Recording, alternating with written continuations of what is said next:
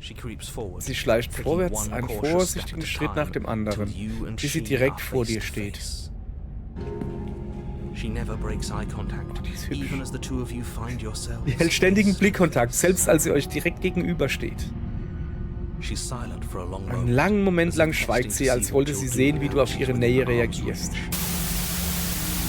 Alles wird schwarz und du stirbst. Mann, war das Ketzel, hä? Mein lieber Scholli, ey. Ich hoffe, dass die Freundin schon schläft. Wenn die hört, was ich hier gesagt habe, ist das hier voll das Schneckische. Ui, okay. Hast du die alte Baracke gesehen, ey? Die würde ich schon mit dem Fies, würde ich die nicht angucken, ey. War die eklig, ey.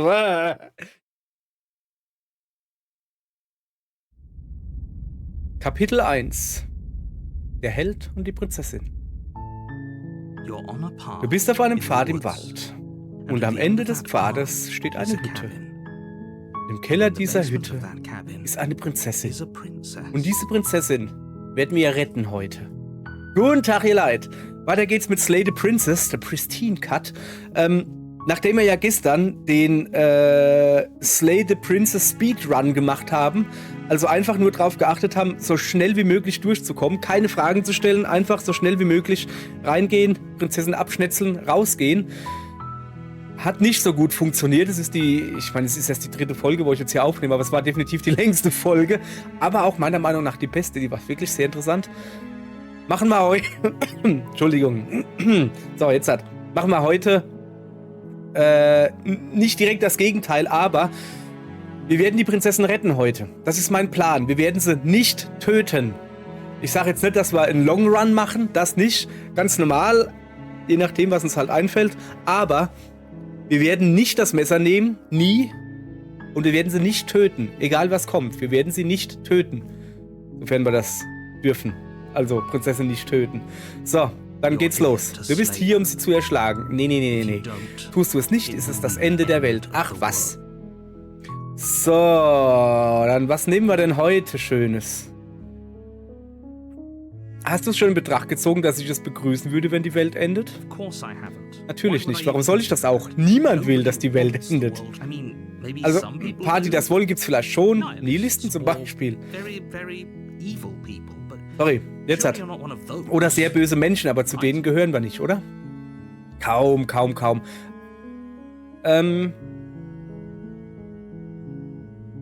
Eine Prinzessin zu töten klingt doch aber ziemlich schlimm, oder? Tut es das?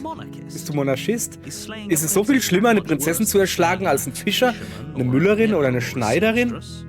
In der Tat ist es doch viel besser, eine Prinzessin zu erschlagen, als eine Schneiderin zu erschlagen. Schneiderinnen leisten wertvollen Beitrag zur Gesellschaft.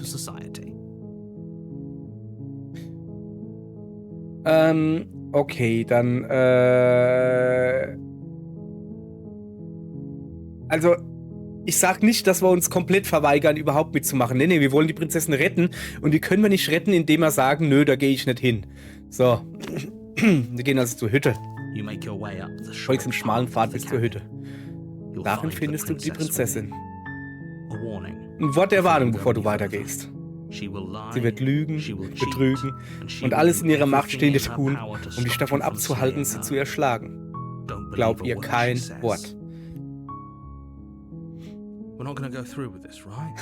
Wir werden das doch nicht wirklich tun, oder? Sie ist eine Prinzessin. Unsere Aufgabe ist es, sie zu retten, nicht sie zu erschlagen. Richtig. Genau. Und deshalb werden wir sie heute retten. Ich sag dir, ich kann sie ändern. Ich kann sie ändern. Ja. Der Erzähler ist nicht so überzeugt von uns. Also.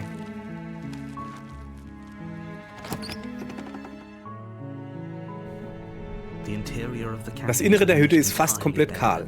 Die Luft ist abgestanden, Fußboden und Wände sind von einer dünnen Staubschicht bedeckt.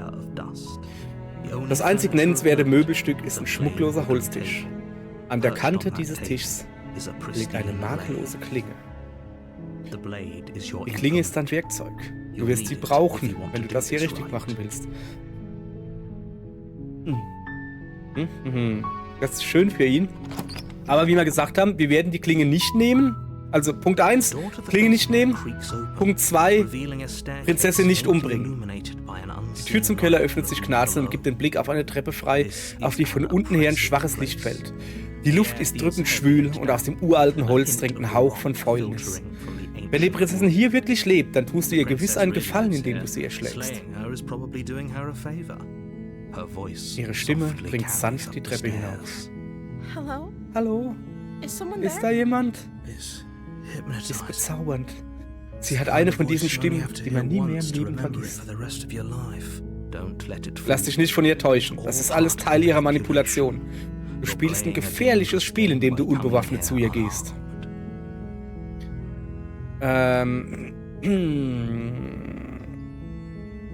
Hallo? Ich bin hier, um dich zu retten.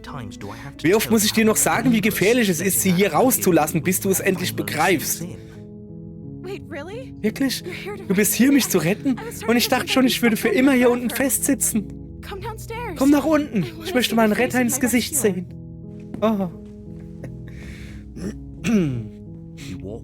Du gehst die Treppe hinunter und schaust der Prinzessin in die Augen. Eine schwere Eisenkette an ihrem Handgelenk fesselt sie an die hintere Kellerwand. Sie ist wunderschön. Wie kann so jemand eine Bedrohung darstellen? Ich flehe dich an. Konzentriere dich. Alles hängt von dir ab. Ich kann guck mal, die stottert schon. Ich kann kaum glauben, dass du hier bist. Ich habe ewig auf diesen Moment gewartet. Ich hoffe, du hast was dabei, um diese Ketten zu lösen. Oh! Dieser Pfad wird es werden. Es ist nicht gut. Tu es nicht. Wenn du sie befreist, dann sind wir alle dem Ende einen Schritt näher. Ich schau mal, was ich tun kann. Ich untersuche mal die Ketten. Du machst es dir bloß selbst schwer. Danke. Vielen Dank. Du begehst einen großen Fehler. Nein, du tust das Richtige. Ja klar, tu mal das Richtige. Wir werden sie befreien. Guck dir mal an. Du gehst zu den Ketten, die die Prinzessin an die Wand fesseln und rüttelst an ihnen. Die sind groß und schwer, viel zu massiv, um auch nur daran zu denken, sie zu zerbrechen. Ich vermute mal, den Schlüssel hast du nicht. Vielleicht ist er irgendwo oben. Das bezweifle ich. Wer auch immer die Prinzessin hier unten eingesperrt hat, wollte, dass sie nie mehr das Tageslicht erblickt. Sie hätten den Schlüssel nicht einfach in der Hütte liegen lassen.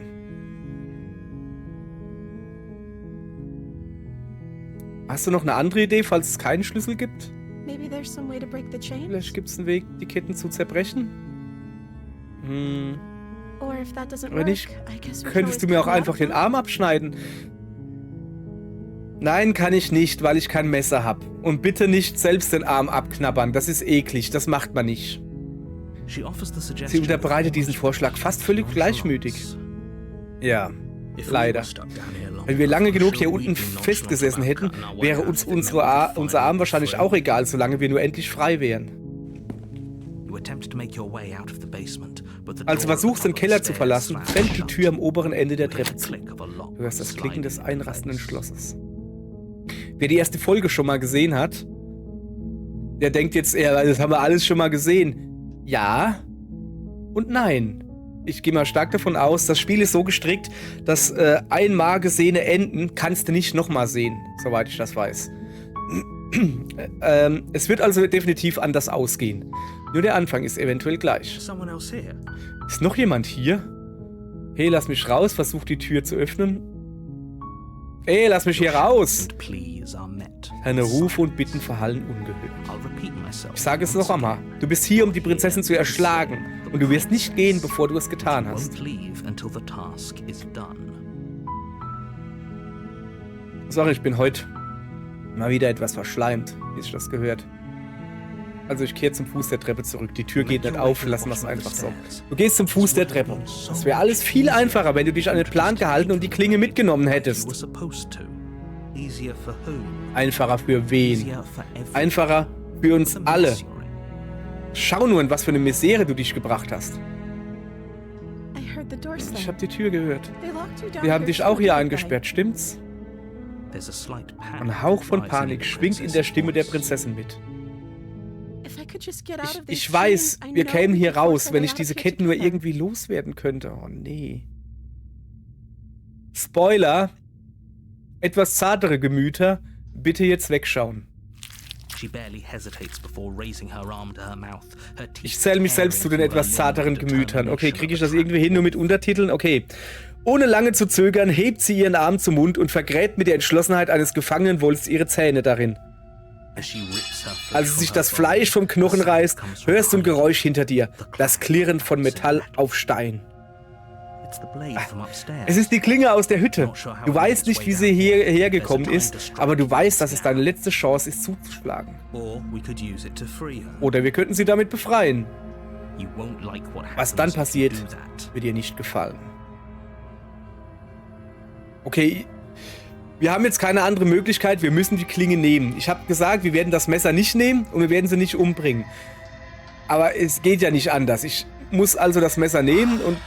Naja, na schön.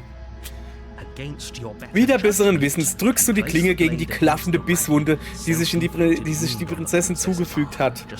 So ist das gut. Direkt über der robusten Kette, die sie an diesem Ort gefangen hält. Sorry, ich bin komplett mal wieder... Es ist nicht so, dass ich kein Blut sehen kann. Außerdem ist das hier Zeichentrick, das ist Kinder, aber irgendwas finde ich hier eklig. Du schneidest in ihr Fleisch. Vielleicht ist es auch die Erzählung, vielleicht soll es besser die Untertitel verdecken.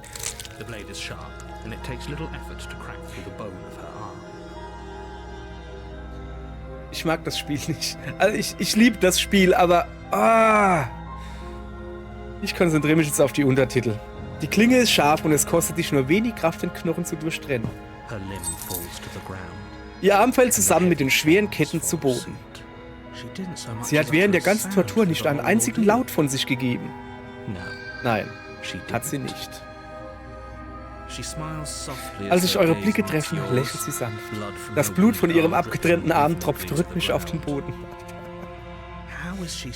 Wie kann sie nach all dem immer noch lächeln? Es ist so, als wäre ihr egal, was gerade passiert ist. Danke. Dann lass uns von hier verschwinden. Nähere dich der verschlossenen Tür. Nein, das werde ich nicht zulassen. Es steht zu viel auf dem Spiel. Du kannst sie nicht einfach auf die Welt loslassen. Nein, ich kann sie nicht auf die Welt loslassen. Als sich die Prinzessin der untersten Stufe nähert, trittst du unwillkürlich vor und erhebst die Klinge. Auch das, wie gesagt, wir hatten das alles schon. Wartet auf Akt 2. Da muss sich was ändern. Wie gesagt, es gibt keine falschen Enden. Moment mal, das ist nicht fair. Das kannst du nicht machen. Und wie ich das kann. Was machst du da? Erschlag die Prinzessin, erschlag die Prinzessin, erschlag die Prinzessin. Irgendwo gibt's... Warne sie. Lass das. Irgendetwas hat von dir Besitz ergriffen, nicht wahr? Du weißt, dass du das nicht tun musst, oder? Du stützt unwillkürlich nach vorne, bereit, ihr die Klinge von unten ins Herz zu stoßen. Aber die Prinzessin weicht aus. Sie taumelt gegen die Wand, bevor deine Klinge sie treffen kann. Schluss damit, hör auf, dich mir zu widersetzen. Ich versuche dich hier lebend rauszubringen. Das hatten wir auch schon. Sie wird nicht erschlagen. Es geht nicht! Es ist ausgegraut! Du blödes Spiel! Es ist ausgegraut! Ich muss die Prinzessin erschlagen. Oh, ist das gemein. Ey. Ihr seht da, ne? Es geht nicht. Ich kann es nicht nehmen. Das habe ich beim ersten Mal. In der ersten Folge habe ich das genommen. Da habe ich mich widersetzt dem Sprecher. Ich muss jetzt die Prinzessin erschlagen. Okay. Dann. Danke. Ja, danke. Ich komme gar nicht mehr zu dir durch, oder? Ein Verrat aus Willensschwäche ist trotzdem ein Verrat. Du wirst es bereuen, mich für eine wehrlose Jungfer in Nöten zu halten. Mit der gleichen animalischen Wildheit, mit der sie sich den Arm zerfleischt hat, stürzt sie sich auf dich. Wo hatten die jetzt plötzlich die Zähne und die Krallen her? Aber du hast eine Waffe. Du hebst die Klinge und stößt sie ihr von unten in die Rippen, um ihr Herz zu treffen. Es reicht nicht, um sie aufzuhalten. Du spürst ihre Klauen an deiner Kehle, dann ihre Zähne. Die sind scharf genug, um dein Fleisch und deine Sehnen mit Leichtigkeit zu zerreißen. Du sackst auf den Boden. Dein Körper verweigert jede Reaktion, während sich dein Blut in einer Lache unter dir sammelt. Als sie auf deine geschundene Gestalt herabstarrt, leuchten ihre Augen in der Dunkelheit. Ihr Kleid ist rot von deinem und ihrem Blut. Mit etwas Glück wird ihr die Flucht durch die Wunde erschwert, die du ihr zugefügt hast. Mit sehr viel Glück stirbt sie daran, bevor sie die Außenwelt erreichen kann. Das kann nicht das Ende sein, oder? So sehr ich mir einen anderen Ausgang gewünscht hätte, kann ich die Realität nicht leugnen. Es tut mir leid, aber es ist vorbei. Alles wird schwarz und du stirbst. Kapitel 2. Die Hexe. Hatten wir die nicht schon? Du bist auf einem Pfad im Wald und am Ende des Pfades steht eine Hütte. Und im Keller dieser Hütte ist eine Prinzessin. Du bist hier, um sie zu erschlagen, bla bla bla. Hier ab Kapitel 2 spulen wir ein bisschen vor, das haben wir alles schon, ne? Ich glaube, ich habe ein schreckliches Déjà-vu. Déjà-vu? Na, sowas hast du nicht. Wir sind beide zum ersten Mal hier. Wenn er sich nicht an das Geschehene erinnert, sollten wir es vielleicht besser dabei belassen. Oh, der Opportunist wieder. Sehr gut, wir dürfen uns nicht in die Karten schauen lassen. Und ich weiß nicht, ob wir ihm trauen können. Euch ist bewusst, dass ich euch hören kann, oder? Das wird schwieriger, als ihr glaubt, Geheimnisse vor mir zu bewahren.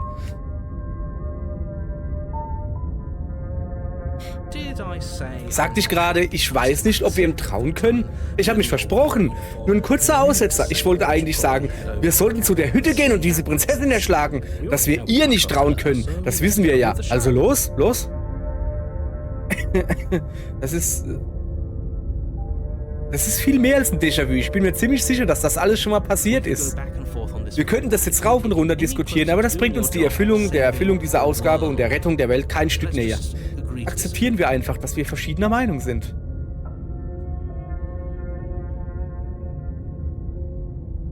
Nehmen wir mal an, ich sag die Wahrheit. Und das alles ist wirklich schon mal passiert. Warum sollte ich auf dich hören? Warum sollte ich überhaupt etwas tun? Das sind zwei völlig unterschiedliche Fragen, aber na gut, ich beantworte sie dir gerne, wenn du dich dann endlich in Bewegung setzt. Nehmen wir mal kurz an, dass hier ist wirklich das zweite Mal, dass du mich oder eine Version von mir triffst.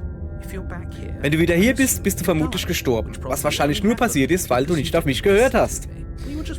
Wir haben nur in einer moralisch fragwürdigen Situation sorgfältig unsere Optionen geprüft. Dafür kannst du uns keinen Vorwurf machen. Und ob ich das kann, wenn ihr die Prinzessin nicht erschlagen habt. Und das hier ist ja wohl der Fall. Aber hey, herzlichen Glückwunsch, du hast eine zweite Chance bekommen, es richtig zu machen. Und eine andere Frage war doch so etwas wie, welchen Sinn hat es überhaupt, etwas zu tun? Wenn du das fragst, klingt das für mich, als würdest du die recht gefährliche Annahme machen, dein Handeln letztes Mal hätte keine Konsequenzen gehabt. Was meinst du damit? Natürlich hat es keine Konsequenzen. Die Prinzessin hat uns getötet und jetzt sind wir alle wieder da, wo wir angefangen haben. Klingt für mich ziemlich konsequenzlos. Mag sein, aber das wirft in diesem rein hypothetischen Szenario die Frage auf, wie ihr oder eher du hierher zurückgekommen seid. Wurde die Zeit zurückgedreht? Oder befinden wir uns in einer gänzlich anderen Welt? Wir wissen schon, dass wir uns in einer gänzlich anderen Welt befinden. Also, ich weiß das. Was glaubt ihr, was beim letzterem nach eurem Tod passiert ist? Glaubt ihr, die Menschen dort lebten glücklich bis ans Ende aller Tage? Und denkt ihr, die Prinzessin hat die Hütte ungehindert verlassen und das Ende der Welt heraufbeschworen, wie ich es prophezeit hatte? Ja, da ist was dran. Diese Prinzessin scheint eine Menge Ärger zu machen und bei genauerer Überlegung unterbricht es vermutlich den Kreislauf, wenn wir sie erschlagen. Wir wollen ja nicht ewig hier festsitzen, oder? Jetzt trägst du auch ein bisschen dick auf, meinst du nicht? Ja, der Opportunist ist halt... Er redet halt jedem nach dem Mund nur, um zu kriegen, was er will, beziehungsweise hat er überhaupt einen eigenen Willen. Ich trage ein bisschen dick auf, was soll das heißen? Das ist meine ehrliche Meinung. Das Wichtige ist, dass wir jetzt wohl endlich mehr oder weniger übereinstimmen. Wenn du also soweit bist, kannst du mit dem Trödeln aufhören und zur Hütte gehen und die Welt retten. Ja, komm, wir gehen zur Hütte. Ein Wort der Warnung, bevor du weitergehst. Sie wird alles in ihrer Macht Stehende tun, um uns davon abzuhalten.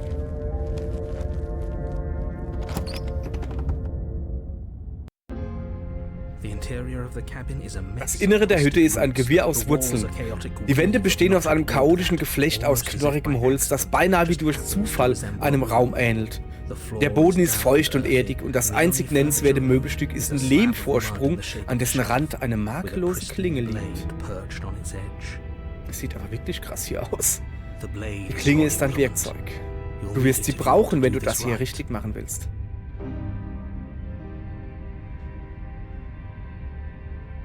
Also wenn wir jetzt an den Spiegel gehen, dann verschwindet der wieder. Ich will aber... Du hast den Spiegel an der Wand gar nicht erwähnt. Ja, weil da kein Spiegel ist. Es gibt nur den Lehmvorsprung, auf dem eine Klinge liegt und die Kellertür. Sonst nichts. Ja doch, Fenster. Fenster gibt's noch, guck. Da ist definitiv ein Spiegel. Aber er sagt, da ist keiner. Bedeutet euch das denn nichts? Ich vertraue meinen Augen. Warum lügt er uns an und behauptet, da wäre kein Spiegel? Was bringt das? Nun komm schon. Er hat hier das Sagen. Wann hat eine Autoritätsperson je wegen irgendetwas gelogen? Wenn es in dieser Hütte einen Spiegel gäbe und wir ihn uns anschauen sollten, dann hätte er es uns gesagt. Genau. Wie sollte ich wegen so etwas Belanglosem lügen? Und was hätte der Spiegel hier überhaupt für einen Zweck, damit du dich herausputzen kannst, bevor du tust, was nötig ist? Also, die ganze Hütte ist auch anders als beim letzten Mal. Ja, aber ganz anders. Das könnte daran liegen, dass ihr nie hier gewesen seid? Hoffentlich hört ihr jetzt alle auf, über ein vergangenes Leben zu schwadronieren. Ihr seid nicht gestorben und die Prinzessin hat euch auch ganz sicher nicht getötet. Also konzentriert euch, das hier ist wichtig. So, ich betrete den Keller. Keine Klinge? Sie zurückzulassen ist letztes Mal nicht so gut für uns ausgegangen. Guck mal, dieses Mal der Held will selbst eine Klinge haben. Falls wir sie doch brauchen, ist sie ja immer noch hier. Aber das war auch letztes Mal der Fall. Wir sind trotzdem gestorben. Aber dieses Mal wissen wir ja, was wir tun.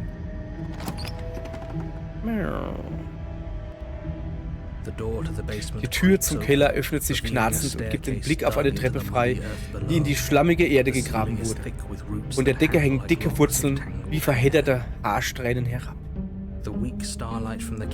Das blasse Sternlicht, das hinter dir durch die Fenster der Hütte fällt, schafft es kaum, die Schwärze zu durchdringen und erhellt nur die Umrisse einer Öffnung am Fuß der Treppe.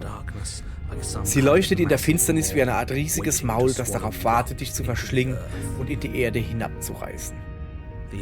Die Luft riecht nach Erde und Kupfer. Sie ist schwer und feucht, als würdest du mit jedem Atemzug Schlamm in deine Lunge saugen. Wenn die Prinzessin hier lebt, dann tust du ihr gewiss einen Gefallen, indem du sie erschlägst. Er versucht es jedes Mal wieder, es ist Wahnsinn. Ihre Stimme dringt kratzend von unten herauf. Was Garstiges hat sich auf meine Treppe verirrt. Kommt doch runter, keine Angst. Ich beiß wahrscheinlich auch nicht.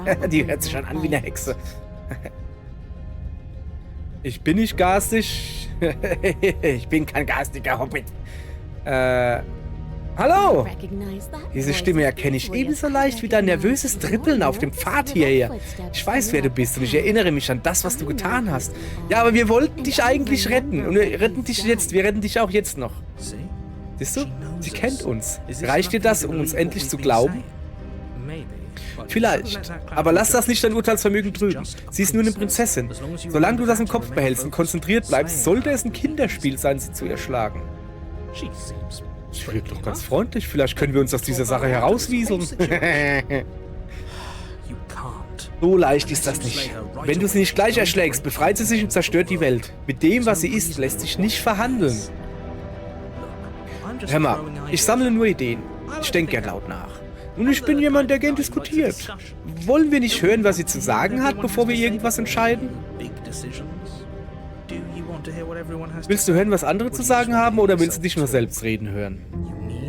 Schluss mit der Trödelei. Deine Aufgabe ist es, die Prinzessin zu erschlagen, nicht endlos abzuwägen, was du mit ihr anstellen sollst. Okay, okay. Erzähl erst, der Boss.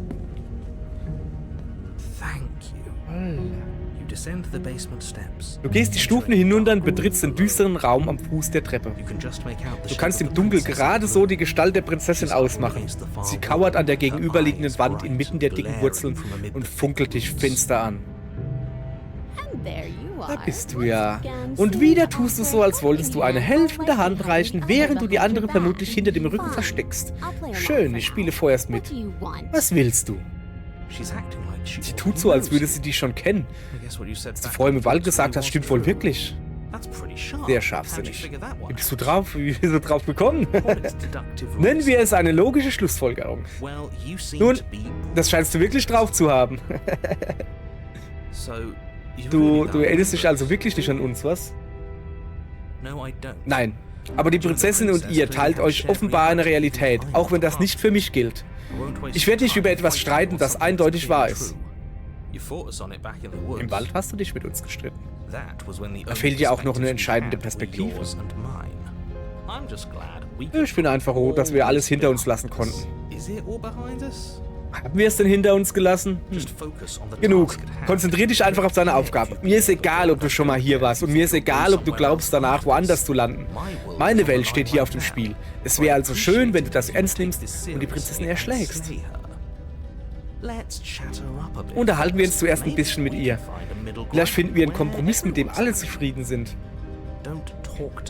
Rede nicht mit ihr. Du machst es nur komplizierter, als es sein muss. Nun, soweit ich mich erinnere, hast du eine Zunge? Tut mir leid, was passiert ist. Das hört sich schon mal gut an. Wie gesagt, wir wollen sie retten, also kann es ja mal schlecht sein, sich zu entschuldigen. Hör zu, ich habe einen Fehler gemacht. Wir machen alle mal Fehler. Ich habe das Gefühl, du bist unzufrieden mit mir. Ich bin letztes Mal gestorben, du nicht. Nee, mein vertrauenswürdig ist nicht vertrauenswürdig, okay. Oh, sollten wir uns zusammentun? Hört sich doch gut an.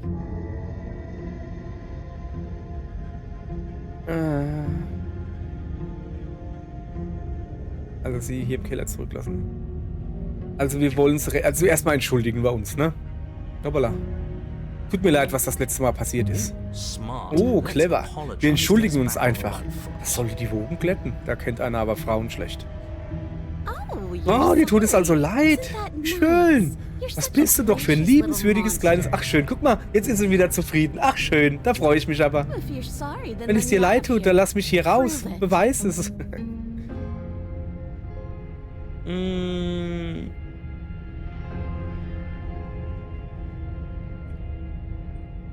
So, hör zu. Ich verstehe dich ja.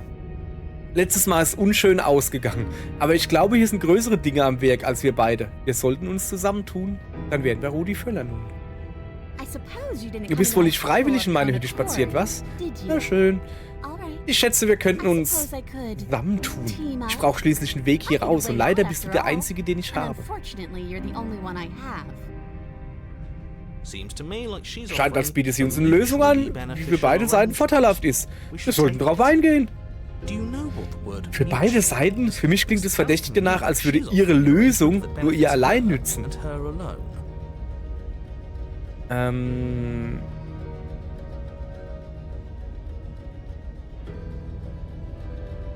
Also, ich habe meine Klinge nicht dabei. Schon vergessen? Wie soll ich dich von diesen Ketten befreien? Oh, du musst mich nicht freischneiden. Oh nee, jetzt tut sie auch nicht wieder ihr Arm abbeißen, oder? Die Prinzessin grinst, als die Ketten von ihrem Handgelenk fallen. Okay. Sie hätte sie jederzeit abstreifen können? Diese raffinierte kleine... Eine Frau nach meinem Herzen. Sie weiß, wie man sich nicht in die Karten schauen lässt. Darum kann man sie nicht einfach hier allein lassen. Überlässt man sie sich selbst, findet sie einen Weg nach draußen. Und jetzt halte sie auf.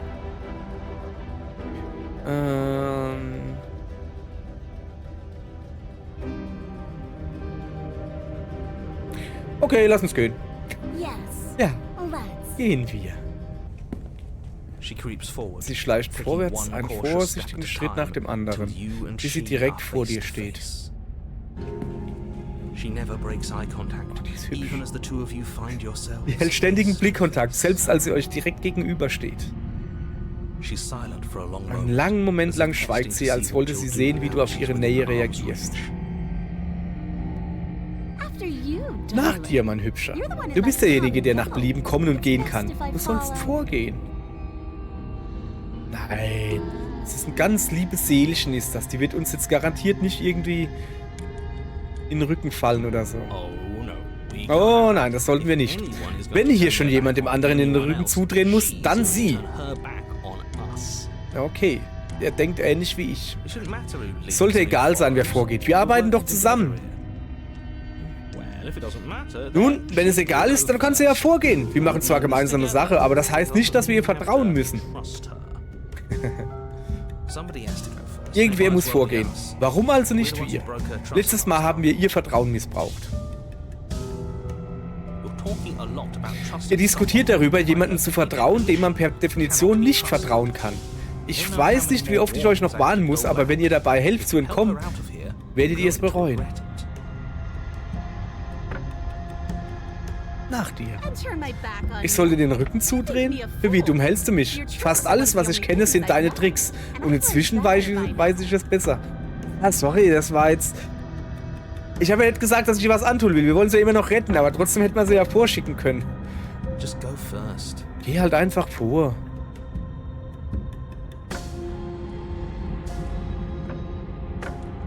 Okay. Im Moment, sie vertraut mir nicht, ne? Ich ihr aber auch nicht. Das ist halt die Sache, das ist das Problem gerade. Und ja, wir wollen sie retten. Was wir ja auch machen, wir wollen halt nur, dass sie... Wir sind so gönnerhaft, wir wollen, dass sie zuerst in der Freiheit ist. Ladies first. Zuerst in der Freiheit heißt, sie muss vorgehen. Also, du hast doch gesagt, dass du hier ohne mich nicht wegkommst. Also sitze ich am längeren Hebel. Entweder gehst du vor oder wir bleiben beide hier. Deine Entscheidung ist natürlich eine Lüge. So ein hübsches Schneckerl wie die ist, die würde ich doch nie zurücklassen oder so. Aber, so. Die Prinzessin beugt sich nah an dich heran. Ihre Nase zuckt, als sie neugierig an deinem Hals schnuppert. Ich finde die eigentlich wirklich voll hübsch gerade. Ich glaube, ich bin Furry oder so. Was macht sie da? Ich glaube, sie versucht herauszufinden, ob wir lügen. Gut, dass wir nicht gelogen haben. Du stinkst wie ein Schuft, aber nicht wie ein Lügner. Ich gehe vor, wenn es sein muss, aber sei gewarnt. Ich halte die Ohren gespitzt und ich habe auch hinten Augen. Ich beobachte dich. Ey, wieso glaube ich, dass sie das ernsthaft gemeint hat? Also, dass das nicht irgendwie ein blöder Spruch war, sondern die hat wahrscheinlich wirklich hinten Augen. Sie hat auch hinten Augen? Meint sie das ernst? Ach was, wir haben nichts zu befürchten. Die Prinzessin wendet sich demonstrativ ab und starkst die Treppe hinauf. Moment.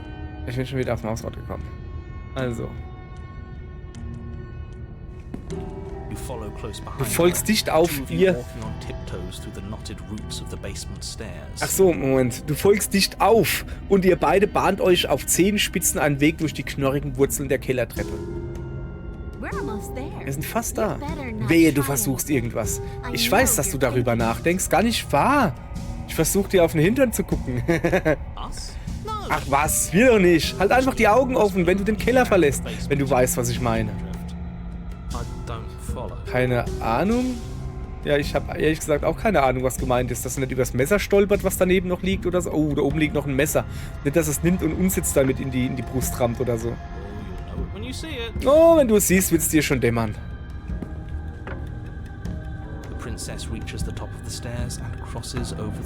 Die Prinzessin erreicht den Treppenabsatz, überquert die Schwelle und dreht sich mit einem Lächeln zu dir um. Und wie sie noch lächelt hier. Ich sag dir, das Messer. Ah, aber irgendetwas erregt ihre Aufmerksamkeit. Oh nein. Oh nein? Es ist die Klinge, oder? Ich wollte eigentlich vorschlagen, dass wir sie uns schnappen, wenn wir oben ankommen. Darauf wollte ich vorhin hinaus. Und dann hätten wir sie ihr in den Rücken gerammt, die Klinge, und damit gewonnen.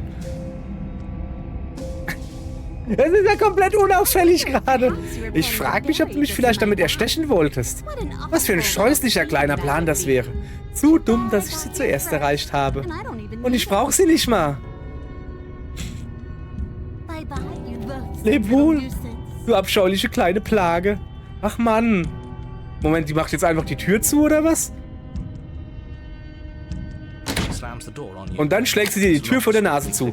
Augenblicklich rasten die Schlösser ein. Also sperrt uns im Keller ein? Ich dachte wirklich, dass sie uns einfach ersticht. Ich eigentlich auch. Aber ja, sie hat halt recht. Sie hätte dafür kein Messer gebraucht. Man, habt ihr ihre Krallen gesehen? Die Prinzessin auf der anderen Seite der Tür kichert. Das war ein sehr schönes Kichern, das mag ich. Wie fühlt es sich an, weggesperrt und von der Welt vergessen zu werden? Ist das nicht schrecklich? Versuch zur Tür, bricht. Na gut, okay, du hast mich erwischt, wirklich lustig. Kannst du mich jetzt rauslassen? Ich bin nicht sauer. Ich dachte, du brauchst mich, um hier rauszukommen. Okay, was passiert jetzt? Ich steck hier fest. Du hältst stumm. Was? Warum sagt er denn nichts? Ich glaube, er ist weg. Oh, ich hatte nicht erwartet, dich je wiederzusehen. Sonst wäre ich auf der Treppe etwas höflicher zu dir gewesen. Das nimmst du mir doch sicher nicht übel, oder?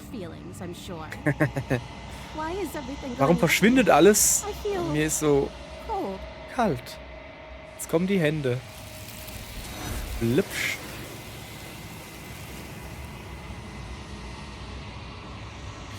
Aber du schaffst es nicht zu antworten. Und das wirst du auch nie. Es ist Zeit zu gehen. Deine Erinnerungen kehren zurück. Sie ist weg. Wo ist sie hin? Sollen wir sie suchen gehen? Und da ist wieder dieser Spiegel. Warum ist er hier? Warum jetzt? Weil wir jetzt in den Spiegel gucken. Natürlich habt ihr Angst, aber ja, das ist das Ende für die Stimmen in meinem Kopf. Aber nicht für mich.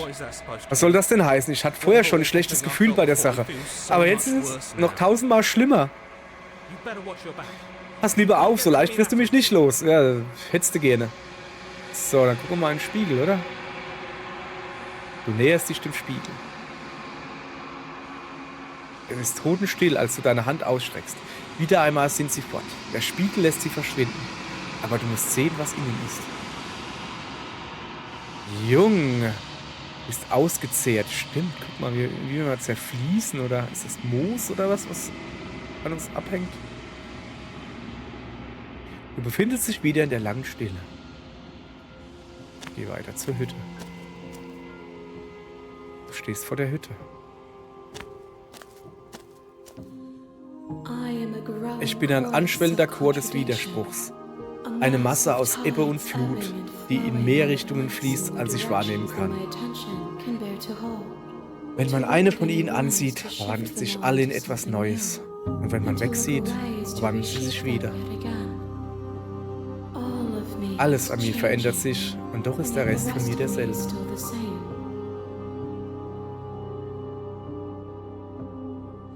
Du kannst kein Widerspruch sein, Widersprüche können nicht existieren, oh, und wie die können. Und doch schließen meine Gewässer und meine Straßen sind voller Leben.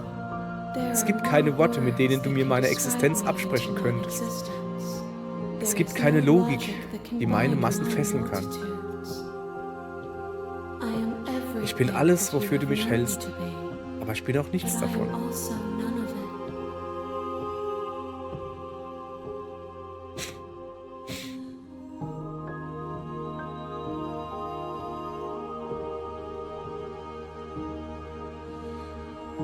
Es spielt keine Rolle, wie oft ich zurückkehre. Letztlich tut immer einer von uns dem anderen weh.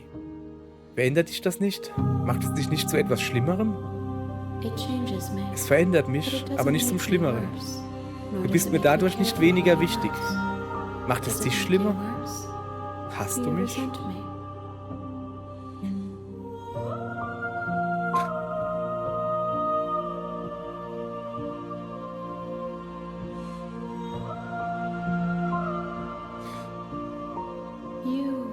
Du bist, was mir Bedeutung verleiht. Der Schmerz deiner Reise wird mit der Zeit verblassen. Aber du hast noch einen langen Weg vor dir, bevor es soweit ist.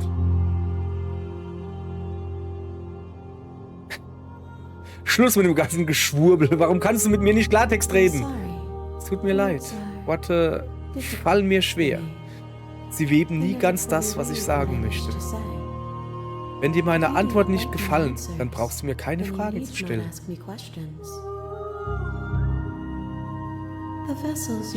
Die Gefäße, die du mir bringst, bedeuten mehr als die Worte, die die Leere dazwischen füllen könnten.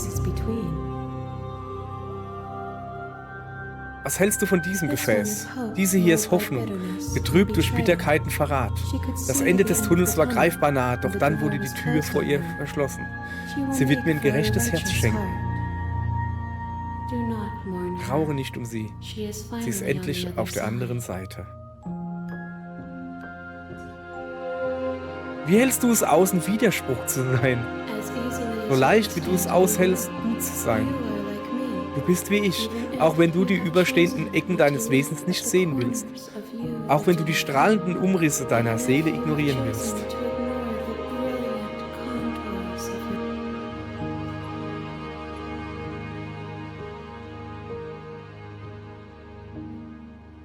Wie viele Gefäße muss ich noch bringen?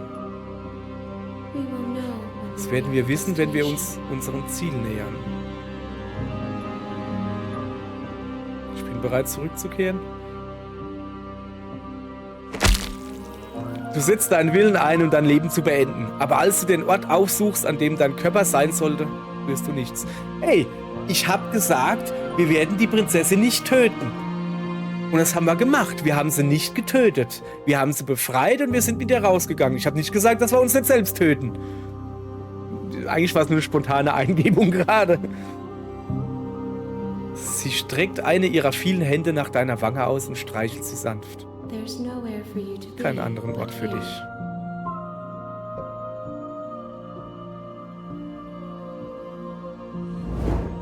Dein Wille schneidet durch das Wesen vor dir, aber es geschieht nichts. Deine Wurzeln erstrecken sich in einen Ozean, den du nicht sehen kannst. So wie wir jetzt sind, können wir einander nicht verletzen.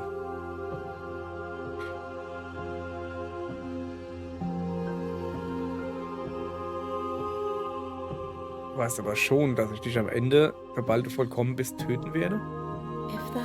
Wenn alles gesagt und getan ist und du mich immer noch töten willst, dann kannst du es versuchen. Aber du sollst wissen, dass ich dir nichts Böses will, auch wenn du versuchst, mich zu vernichten. Warum versuchen wir eigentlich, die zu vernichten? Wen soll ich als nächstes bringen? Geschenke sind nichts, was man einfordert. Es macht mir Freude zu sehen, welches du auswählst. Es gibt keine falschen Antworten. Jede Perspektive wirft ein Licht auf meine Schatten und verrät mir neue Geheimnisse. Du hast also keine Vorlieben, wie du dich verändern oder entwickeln möchtest? Die Wogen bestimmen nicht, wohin sie fließen. Ein Fluss bestimmt seine Mündungen nicht. Mein Geschenk ist es, dich deinen Pfad wählen zu lassen, und meine Pflicht ist, die Geschenke zu würdigen, die du mir bringst.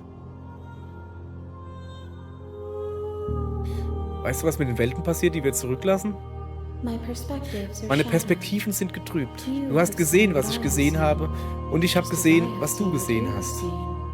Meine verschiedenen Blickwinkel offenbaren mir keine verborgenen Wahrheiten. Wenn du nicht bei mir bist, ist meine Aufmerksamkeit nach innen gerichtet. Vielleicht wird sich das ändern, sobald ich vollkommen bin.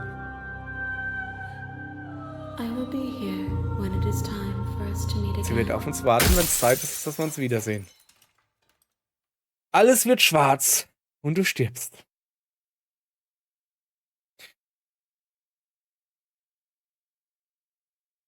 Mann, war das Ketzel, hä? Mein lieber Scholli, hey. Ich hoffe, dass die Freundin schon schläft. Wenn die hört, was ich hier gesagt habe, ist das hier voll das Schneckchen. Ui, okay. Hast du die alte Baracke gesehen, ey? Die würde ich ja mit dem Fies würde ich die nicht angucken, hey. War die eklig, ey. Schnell an der Vollshop. Tschüss, ihr Leid. Ach so, ja. Die nächste Folge kommt erst übermorgen. Weil, ich mich von meinen Verletzungen erholen muss, sagt die Freundin gerade. Eigentlich dachte ich eher so wie, weil morgen ich was anderes zocken will oder so. Dann kann man das immer abwechselnd machen. Ich habe noch so viele Spiele, die so eine Stunde oder so gehen, gerade viele Horrorspiele und sowas. Und die will ich da jetzt einfach nochmal reinkloppen, weil das wir auch mal loskriegen, dass wir nicht immer nur alles an einem Stück machen. Und gerade dieses Spiel eignet sich ja super dafür, weil man ja jedes Mal von vorne anfangen. Es ist ja nicht so, als hättest du hast schon eine fortlaufende Story, sowas mit dem ganzen Schluss ebenso. Aber du kannst halt auch einfach mal 3,5 Jahre Pause machen oder wie in unserem Fall 12 Monate und kannst einfach weitermachen. Und deshalb, morgen gibt's was anderes. Also um diese Uhrzeit, ich glaube, Zelda läuft eh noch. Weiß gar nicht mehr. Ich muss mal gucken. Egal. Bis morgen mit was anderem und bis übermorgen bei Slay the Princess. Tschö.